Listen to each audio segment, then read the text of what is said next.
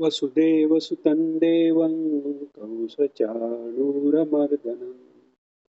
देवकी परमानन्दं कृष्णं वन्दे जगद्गुरुं श्रीकृष्णं वन्दे जगद्गुरुं श्रीकृष्णं वन्दे जगद्गुरुं जय श्रीकृष्ण सर्वांना मूकं करोति वाचालं पङ्गुं लङ्घयति गिरिं यत्कृपातमहं वन्दे परमानन्दम् 59व्या श्लोक 18वा अध्याय त्याच्या पुढचं रेकॉर्डिंग न झाल्याने 60 पासून आपण पुन्हा घेत आहोत.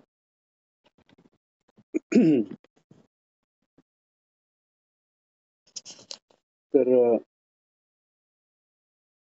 58व्या श्लोकात भगवंतांनी हे सांगितलं की माझ्या ठिकाणी तू चित्त ठेवशील त्यानी माझ्या कृपेने तू सर्व संकटातून दुर्ग याचा अर्थ गड म्हणजे काय इथे दुर्ग याचा अर्थ जे आत्मानंदापर्यंत पोचायच्या मार्गात अडथळे आहेत या अर्थाने दुर्ग हा शब्द वापरलेला आहे. तर असे सगळे अडथळे सगळे संकट तू सहज पार होशील आणि जर अहंकाराने माझ्या म्हणणं ऐकलं नाहीस तर नष्ट होशील हेही बजावून सांगतायत अर्जुनाला. आणि पुढे सांगतायत 59व्यात की अहंकाराच्या आश्रित होऊन न योत्से म्हणजे मी युद्ध करणार नाही असं तू म्हणतोयस हा तुझा निर्णय किंवा निश्चय व्यर्थ आहे कारण तुझा स्वभावच तुला युद्ध करायस भाग पडेल. आता यात एक गोष्ट विशेष सांगायची अशी होती की मनुष्याला जी बुद्धी मिळालेली आहे त्या बुद्धीत एक तर ईश्वर प्रदत्त बुद्धी आहे. ती ईश्वर प्रदत्त बुद्धी कोणत्याही वेळेला आपल्याला चांगलं काय आणि वाईट काय ही विचार करायची शक्ती त्या बुद्धीत आहे. आणि दुसरी बुद्धीवर जो परिणाम असतो ती कर्माचा म्हणजे कर्मानुसारिणी पण बुद्धी आहे. मग या दोघांचा मेळ कसा घालायचा? जर कर्म चांगली घडली नाहीत तर वाईट कर्म घडली तर वाईट बुद्धी होणार, वाईट बुद्धीने परत वाईट कर्म होणार. भागवतात किंवा देवी भागवतातही हा प्रश्न आलेला आहे. भागवतात जेव्हा परीक्षित राजा विचारतो की वाईट कर्माने वाईट बुद्धीने वाईट कर्म हे थांबणार कसं? प्रायश्चित्त जरी घेतलं शास्त्राप्रमाणे तरी ते प्रायश्चित्ताने केलेलं पाप जाईल पण पाप करायची बुद्धी जाणार नाही. आणि प्रायश्चित्त एकाच पापाला पहिल्यांदा करताना त्याला प्रायश्चित्ताने शुद्धी आहे, दुसऱ्यांदा शुद्धी आहे, तिसऱ्यांदा शुद्धी आहे, त्याच्यानंतर प्रायश्चित्तानेही शुद्धी नाही. तर मग अशा वेळी त्याचा उपाय काय? तर तिथे भागवतात सांगितलेलं आहे की भगवंताची कायावाच्या मनाने सेवा जर घडली किंवा मय्येव मद आदस्व हे भगवंतांनी सांगितले ते जमलं तरच ती बुद्धी नुसती कर्मानुसरणी न ठरता ईश्वराकडे लागू शकते. म्हणून नामस्मरण हे खूप मोठं साधन सांगितलेलं आहे आणि कलियुगात तर विशेष त्याला अजूनच महत्व आहे कारण कलियुगात नुसतं नामानेही मुक्ती होईल अशी भगवंतांनी दयायुक्त अंतःकरणाने सोय करून ठेवलेली आहे. तर म्हणून इथे आता कसं मग जे कर्मानुसारिणी बुद्धी आहे ती एकीकडे खेचते आणि ईश्वराने जे सांगितलेलं आहे ती दुसरीकडे खेचते. तर समजा आधीच्या जन्मात काही क्रूर कर्म आहे किंवा काही रजयुक्त कर्म आहे तर त्याला ज्ञानाचा अभ्यास कर हे सांगून उपयोग नाही कारण तिथे तिचं चित्त लागणारच नाही. म्हणून जो जसा जिथे आहे तिथून त्याचा उद्धार करण्यासाठी धर्मानी त्याच्या कर्मानुसारिणी जी बुद्धी आहे त्याच्या अनुकूल धर्माने सांगितलेली कर्तव्य दिलेत. म्हणजे एखाद्याला जर हत्या करण्याचा जर स्वभाव आहे तर त्याला क्षात्र धर्म दिल्यामुळे ती हत्या ही अहिंसा ठरू शकेल कारण वाईट असेल मोठ्या समाजाचा धोका करणं असेल, त्याची हत्या करायसाठी तो ती वृत्ती वापरू शकतो. म्हणजेच काय, धर्मामुळे तुमची कर्मानुसारिणी बुद्धी सुद्धा ईश्वरापर्यंत तुम्हाला नेण्याकरता ही धर्माची योजना आहे. हे ज्याला कळलं त्याला धर्माबद्दल जेवढं आवश्यक आहे ते अ, आत्ताच्या लेव्हलला ते कळल्यासारखं म्हणायला हरकत नाही. त्याप्रमाणे श्रद्धा ठेवून आचरण केल्यावर मग पुढच्या स्टेजेस आहेत. पुढची शुद्ध बुद्धी आहे, निष्काम कर्म आहेत, हे सगळं पुढे आहे. तर इथे भगवान सांगतायत, की तू नाही म्हणालास तरी तुझी वृत्ती तुला युद्ध करण्यापासून थांबवून देणार नाही. आपण मागेही एक उदाहरण पाहिलं, की अर्जुनाला समजा जेव्हा न योत्से पहिल्यांदा अर्जुनाने म्हटलं, तेव्हा जर भगवान म्हणाले असते, ठीक आहे जा, युद्ध करू नकोस. तर ते उदाहरण आपण पाहिलंय, की भिक्षा मागायला समजा निघायला अर्जुन आणि कोणा स्त्रीवर अन्याय होतोय. तर अर्जुन तसाच भिक्षा मागत पुढे जाईल का तिथे जाऊन त्या अन्याय करणाऱ्यांचा प्रतिकार करून त्यांना मारेल? तर अर्थातच त्यांना मारेल, कारण ती क्षात्रवृत्ती आहे. त्यामुळे धर्माचा उपयोग हाच आहे, की जे काय मनाचे व्यवहार आहेत, मनाचे व्यवहार थांबले, की वृत्ती थांबल्या, की जिथे वृत्ती नाही ती निवृत्त अवस्था जी आहे, तिथे तर सच्चिदानंद आपोआपच आहे. पण तिथपर्यंत पोहोचण्यासाठी ज्या वृत्ती निर्माण होत आहेत, त्या धर्माला अनुकूल जर केल्या, तर तो त्या वृत्तीप्रमाणे वागून सुद्धा मुक्तीपर्यंत पोहोचता येते. म्हणूनच 10व्या अध्यायात भगवंतांनी धर्माविरुद्ध भूतानाम कामोस्मी भरतर्षभ जे सांगितले ते त्याकरताच आहे, की जे काही आपल्या वासना आहेत किंवा जे काही आपल्या भावना आहेत, त्या ईश्वर प्रित्यर्थ ईश्वराने सांगितलेला धर्म करता म्हणून वापरल्या, तर त्यातनंच त्या भावनांचा निराश होतो, लय होतो आणि निर्गुण किंवा त्रिगुणातीत अवस्थेपर्यंत तो साधक पोहोचू शकतो. तर त्याचंच आता पुढे कंटिन्युएशन 60व्या श्लोकात केलेलं आहे. हे 3 श्लोक घ्यायचं कारण मग असं आहे, की 61वा श्लोक खूप महत्वाचा आहे. त्याच्यासाठी या 3 श्लोकांचं बॅकग्राऊंड आवश्यक आहे आणि मागचे 2 सेशनमध्ये याचं रेकॉर्डिंग झालं नाही आणि मध्ये गॅपही पडल्यामुळे आवश्यक असं वाटलं, की हे पुन्हा एकदा घ्यावे. आता भगवान 60व्या श्लोकात सांगतायत, स्वभावजेन कौन्तेय निबद्धस्वेन कर्मणा कर्तुं नेच्छसि यन्मोहात करिष्यस्य वशोऽपि यत्.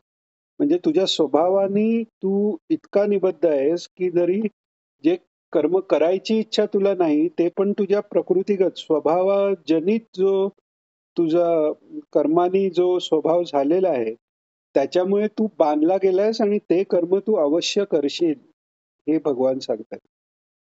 आणि हे होण्याचं कारण काय, तर भगवंत हे सृष्टीचं जे कार्य चाललेलं आहे त्याच्यात जीवाची कर्म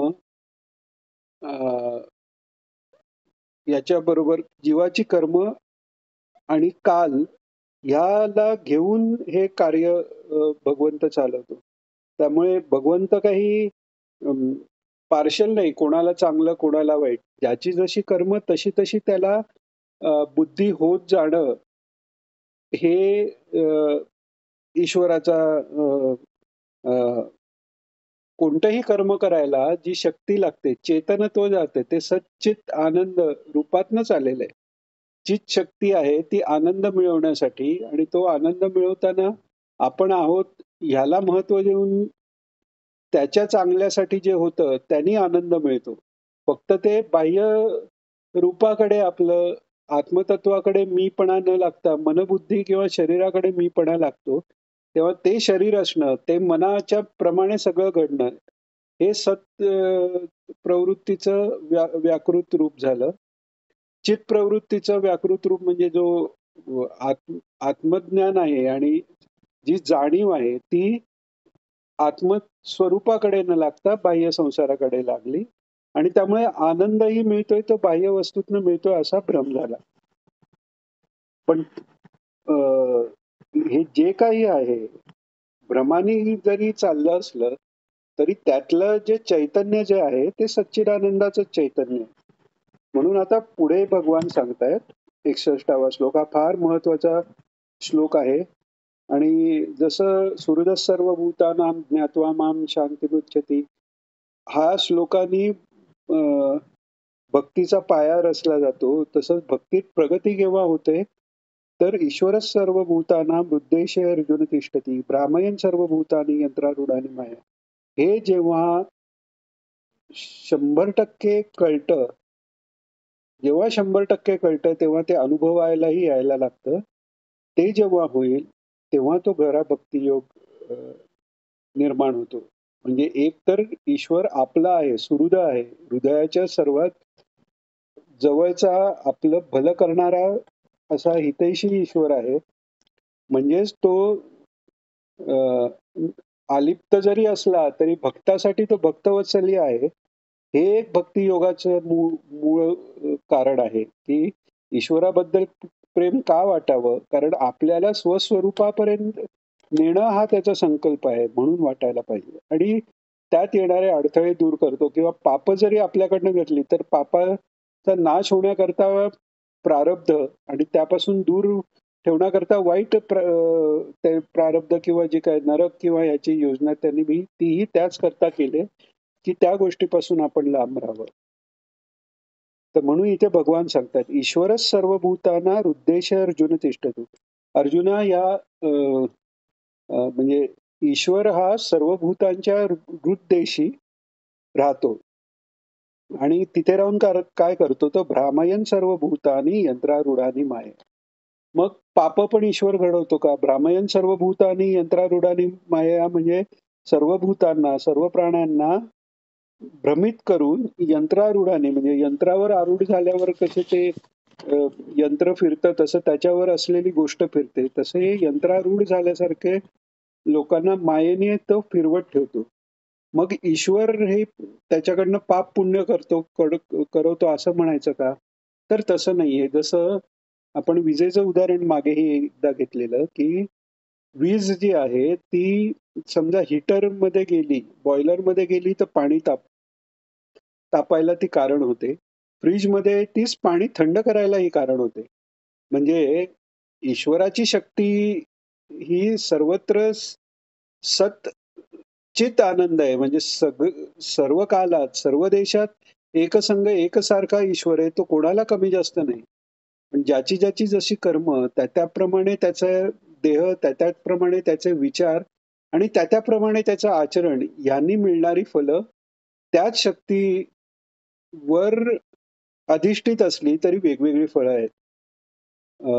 भागवतात प्रल्हादजींच्या कथेमध्ये हे आलेलं आहे. जेव्हा हिरण्यकशिपू प्रल्हादाला विचारतो, की एवढं तू माझी अवज्ञा करण्याचा तू माज जो दाखवतोयस, तो कोणाच्या जीवावर दाखवतोयस?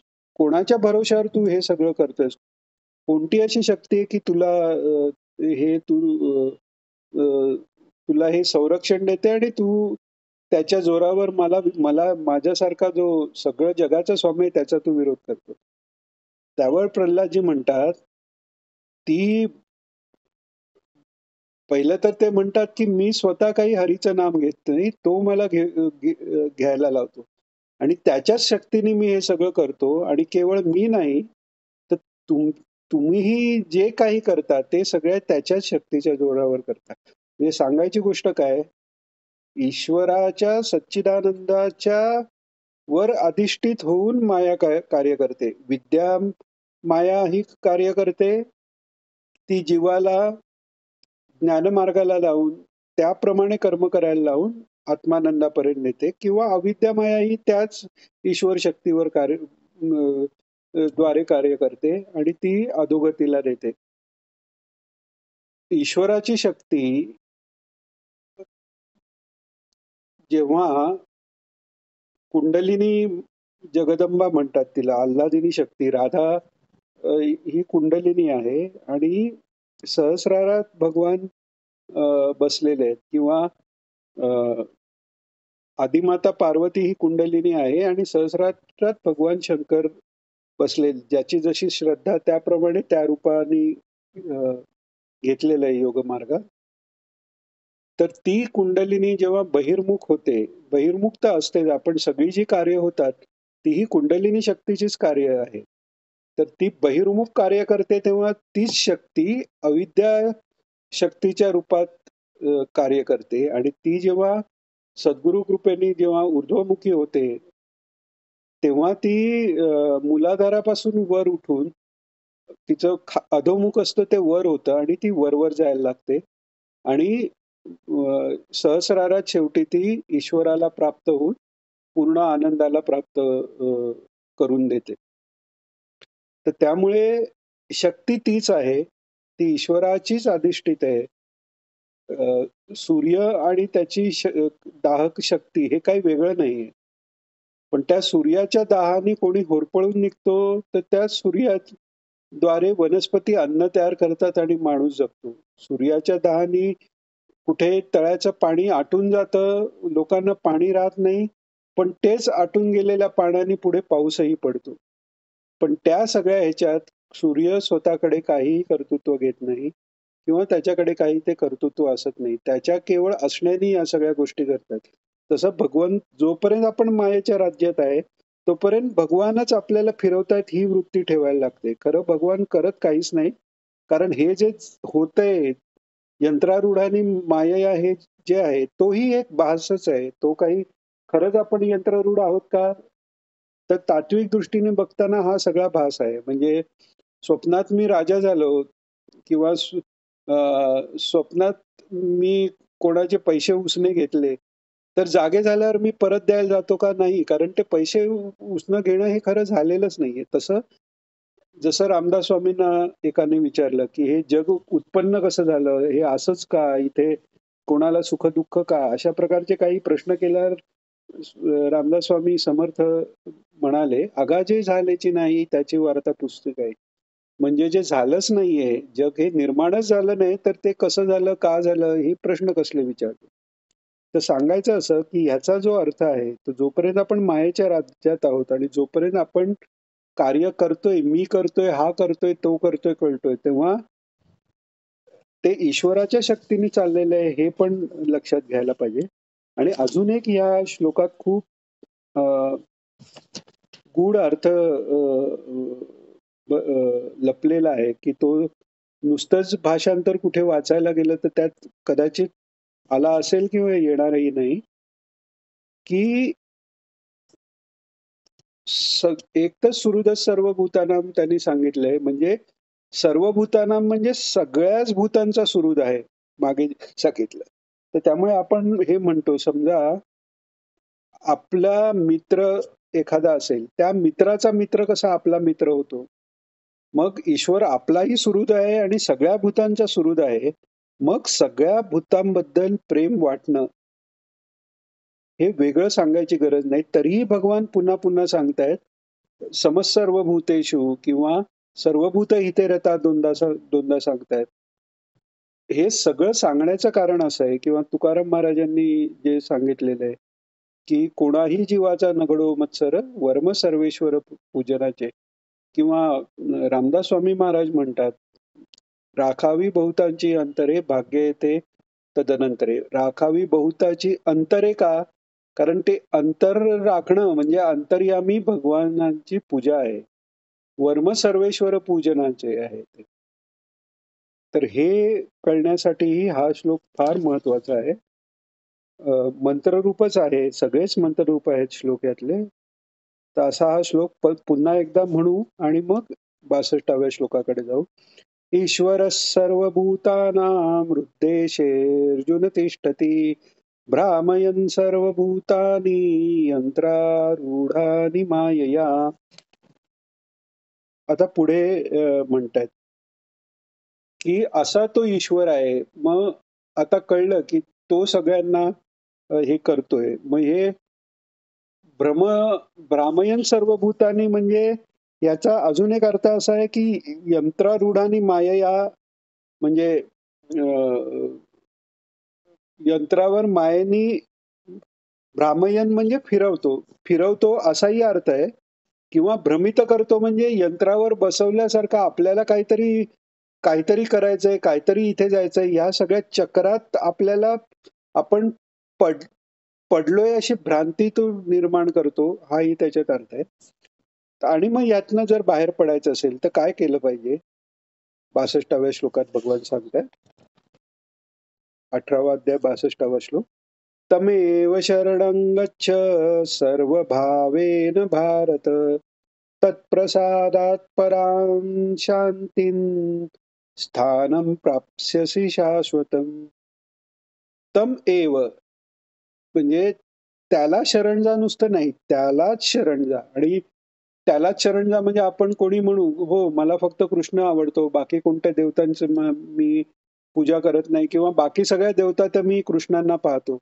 म्हणजे तमेव शरणम गच्छ झालं का? तर पूर्णपणे झालं असं म्हणता येत नाही. कारण पूर्ण म्हणते तमेव शरणम गच्छ. शरण म्हणजे काय? तर आपण तिकडे आपलं कर्तृत्व सोडून त्याच्यावर डिपेंड जेव्हा राहतो, त्याला शरण म्हणतात. पण बऱ्याच वेळा आपण दिवसातनं आपण विचार केला, तर आपण आपल्या रचनेला किती वेळा शरण गेलो, बाकी इंद्रियांला किती शरण गेलो, मनाला किती शरण गेलो, व्यवहारातल्या इतर लोकांना किती शरण गेलो. हा सगळा जर विचार केला, आपल्या अहंकाराला किती शरण गेलो, हा सगळा विचार घेतला, तर तमेव होतंय का? तर तमेव म्हणजे अनन्य झालं पाहिजे आणि अप्रतिहत, कायमच शरणागती आहे. मी जे काय करतो, जे काय बोलतो, त्या सगळ्यात ईश्वराला शरण राहून, म्हणजे रामकृष्ण परमहंसांनी एक उदाहरण दिलंय की एका बाई कडे ती कोष्टी असते आणि रेशमाचे गोळे तिच्याकडे वळलेले असतात. तिची मैत्रीण तिच्याकडे येते आणि तिला मोह होतो आणि एक गोळा रेशमाच्या दोऱ्याचा तो गुंडा काखेत ती लपवून ठेवते. आता हिला लक्षात येतं एक गुंडा कमी आहे आणि ही असं काख लपवून अशी दाबून धरले. तर सरळ तर बोलता येत नाही, तू काखेत हे ठेवलंयस. तर ती म्हणते चला आपण आता हरिभजन करू आणि हात वर करून आपण नाचू. तर हात वर करताना ती एकच हात वर करते. ती म्हणते अरे दोन्ही हात का नाही करत? तर म्हणते नाही नाही मला एवढंच करता येतं. तसं एका हातात संसार धरून दुसऱ्या हातात परमार्थ असं होत नाही. संत महात्म्यांनी जे उदाहरण दिले, एकनाथ महाराज म्हणा किंवा आत्ताच्या याच्यात दत्त महाराज कवीश्वर म्हणा, सर्व संसार करून, लोकसंग्रह करून, सर्व कर्तव्य कर्म करून अध्यात्म कसं करायचं ते दाखवतात. ते हेच आहे की संसार वेगळा आणि अध्यात्म वेगळा, हा जोपर्यंत वृत्ती आहे तोपर्यंत अध्यात्म होऊ शकत नाही. विषय तो त्यांचा झाला नारायण म्हणतात. म्हणजे सगळा जे काही त्यांचा कामाचा विषय आहे, कर्मयोग सगळा आहे, व्यवहार आहे, धनप्राप्ती जरी आहे, तर ते सगळंही नारायण स्वरूप त्यांचं झालेलं आहे. तसं ते होतं तेव्हा त्याला तमेव शरणम गच्छ सर्व भावेन भारत. सगळे भाव आपले त्याच्याकडेच लागून जेव्हा कर्म होतं, तेव्हा तेव्हा काय होतं? तर तत्प्रसादात पराम शांती स्थानम प्राप्स्यसि शाश्वतम. तसं जर झालं तर त्याच्या प्रसादाने परमशांती तुला प्राप्त होईल. परमशांती म्हणजे ती कधीही न ढळणारी शांती. आणि ते स्थान म्हणजे स्थळ याच्या दृष्टीने नाही, ते स्थान म्हणजे ती अवस्था. प्राप्स्यशी शाश्वत, शाश्वत अशी ती परमशांतीची अवस्था तू प्राप्त करून घेशील. आता 63व्यात आपण केलेल्या उपदेशाचा उपसंहार करतायत. तरी ते 63व्यात उपसंहार करूनही आपण एक पाहिलं तर तिकडे थांबलेले नाहीयेत भगवान. कारण गीता च्या 18व्या अध्यायाच्या 77व्या 78व्या श्लोकात गीता संपूर्ण होते. त्याच्या आधी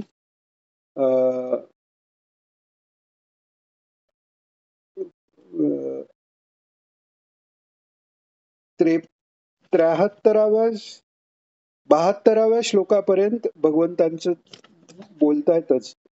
मग नंतर अर्जुन नष्टो मोहा वगैरे म्हणतो आणि मग पुढे संजयांचे काही श्लोक येऊन यत्र योगेश्वर कृष्ण यत्र पार्थ धनुधरा त्या 78व्या श्लोकात गीता संपते. आता हे सांगायचं कारण की 63व्या श्लोकात जरी मी आता म्हणजे उपसंहाराला भगवान आले तरी त्यांचं प्रेम अर्जुनावर इतकं आहे की त्याच्या पुढेही ते थोडं काही सांगणार आहेत.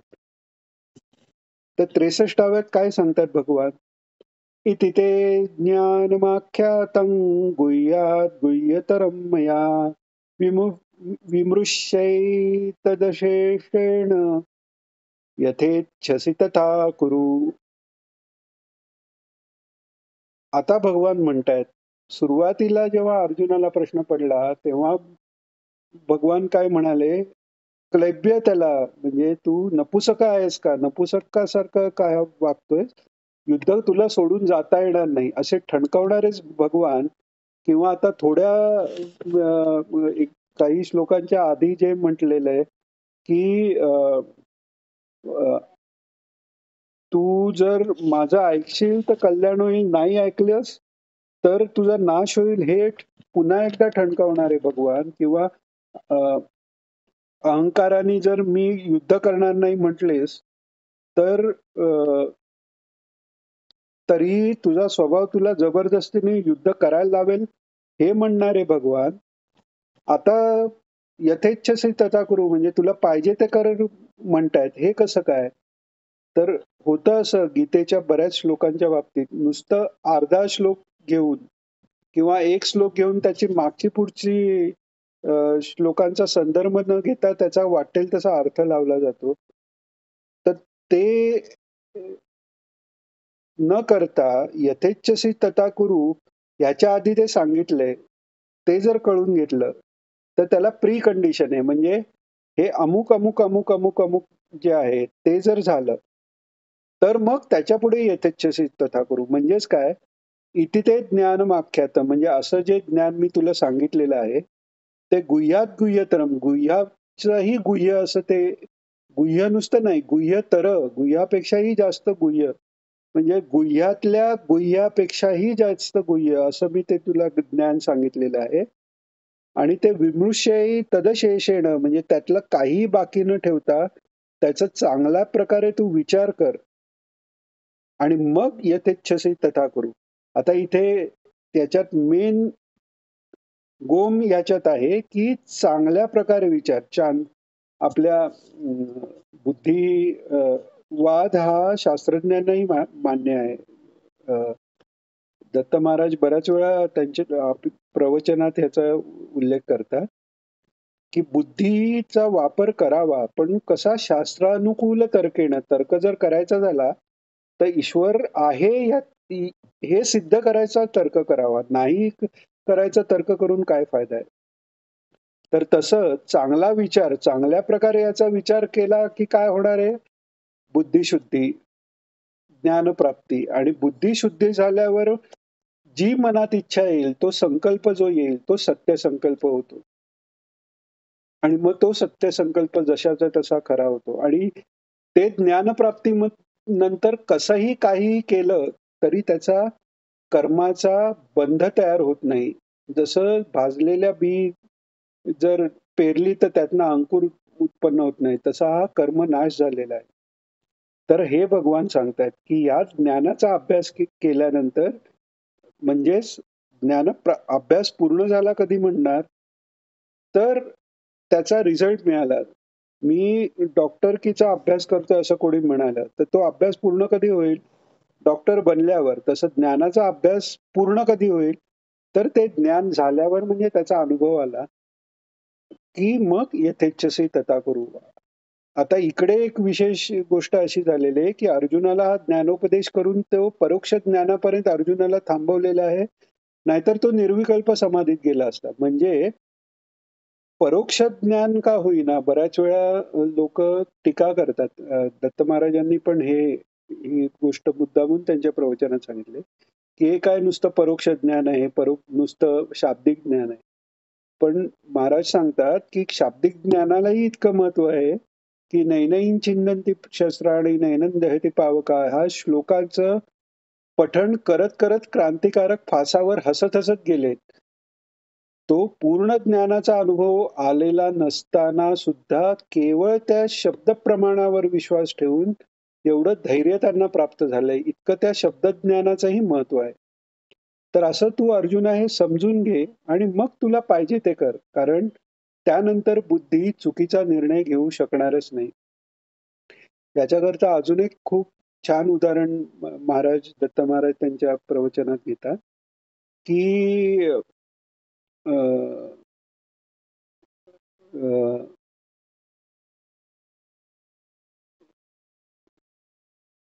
दुष्यंत राजा जेव्हा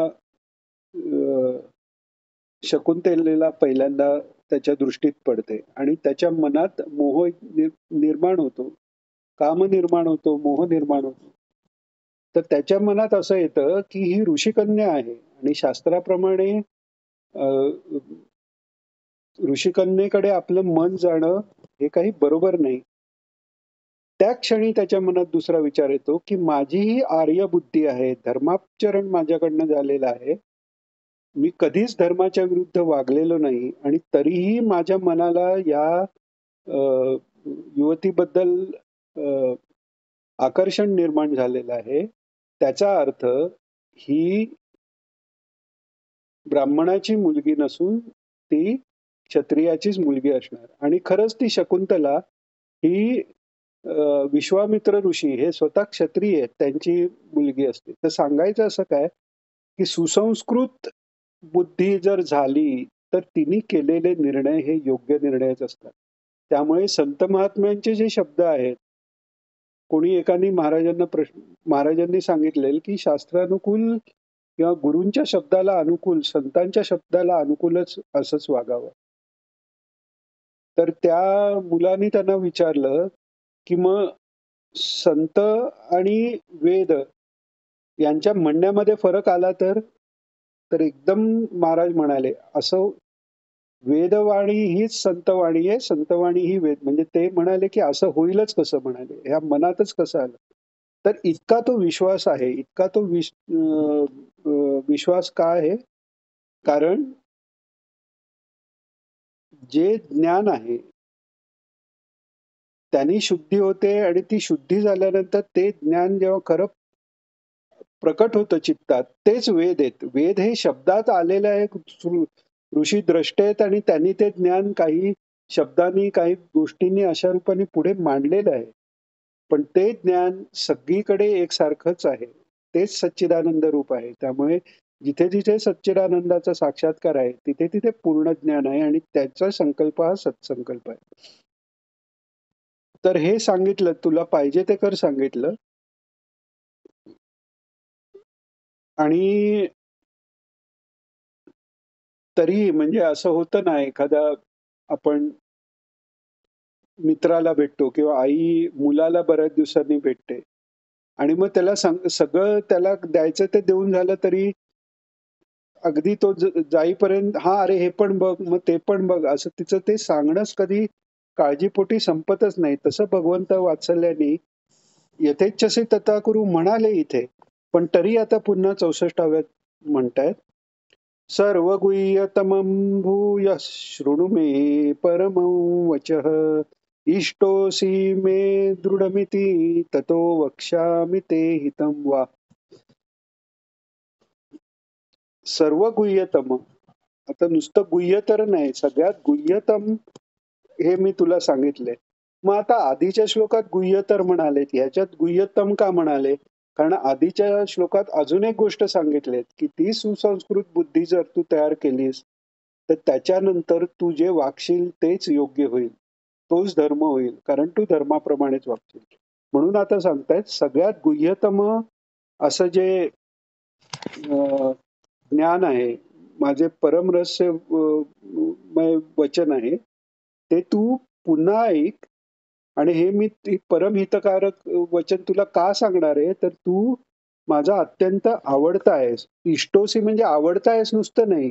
आपण अ, अ, जे आपल्याला कामना आहे त्या ज्याची आपण कामना करतो त्याला आपण इष्ट म्हणतो किंवा आपल्याला जे अ, अ, अ, मिळवायचं असतं त्याला आपण इष्ट म्हणतो. ते इष्ट मिळवायकरता जे यज्ञ आहेत त्यांनाही इष्टी असं म्हणतात. पुत्र काम इष्टी म्हणजे पुत्र कामाच्या साठी केलेली इष्टी. ती पुत्र कामेष्टी झाली. तर इष्ट म्हणजे नुसता आवडता नाही, जो हवा-हवासा वाटणारा आपण जसं मराठीत म्हणतो तसा. तसा तू मला हवा-हवासा वाटणारा इतका माझा आवडता आहेस आणि त्यामुळे मी तुला हे रहस्य सांगतोय. आणि काय रहस्य आहे? तर पुन्हा यात गीतेचं पूर्ण सार आलेलं आहे. जे 12व्या अध्यायातही भगवान म्हणाले, "मय्येव मन आधस्व, मयी बुद्धी निवेशय, निवशिष्यसि मय्येव अत ऊर्ध्वं न संशयः." आता इथे पुन्हा अ, अ, 65 आणि 66व्या श्लोकात भगवान तेच पुन्हा अर्जुनाला सांगतायत. हे 2 श्लोक नुसते म्हणू आज खूप सगळं सार या सर्व धर्माचं, सर्व उपनिषदांचं, सर्व जे काही ज्ञान आहे त्याचं सगळं सार या 2 श्लोकात आलेलं आहे. त्याचा 66वा श्लोक तर सर्वात प्रसिद्ध असा श्लोक आहे. तर 65 आणि 66 दोन्ही श्लोक घेऊ आणि आजच्या करता घेऊ म्हणजे त्याचा अर्थ पुढच्या वेळेसाठी ठेवू. आत्ता नुसता ते श्लोक घेऊन आजच्या करता आपण थांबू. प्रार्थना घेऊन नंतर. मन्मना भव मद्भक्तो मद्याजी मां नमस्कुरु मामे वैश्यसि सत्यन्ते प्रतिजाने प्रियोऽसि मे सर्वधर्मान् परित्यज्य मामेकं शरणं व्रज अहं त्वा सर्वपापेभ्यो मोक्षयिष्यामि मा शुचः. श्रीकृष्ण भगवान की जय. योगेशं सच्चिदानन्दं वासुदेवं व्रजप्रियं धर्मसंस्थापकं वीरं कृष्णं वन्दे जगद्गुरुं. श्रीकृष्णं वन्दे जगद्गुरुं. श्रीकृष्णं वन्दे जगद्गुरुं. जय श्रीकृष्ण सर्वांना.